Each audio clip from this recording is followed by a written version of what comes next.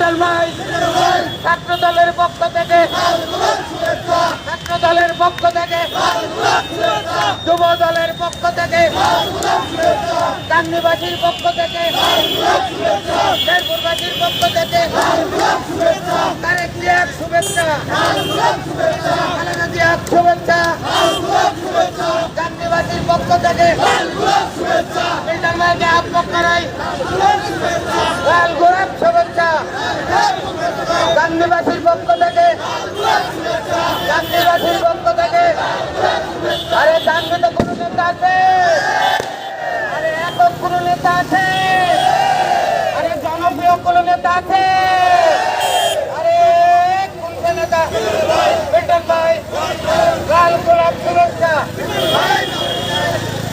ও জনপ্রিয় নেতা আছে?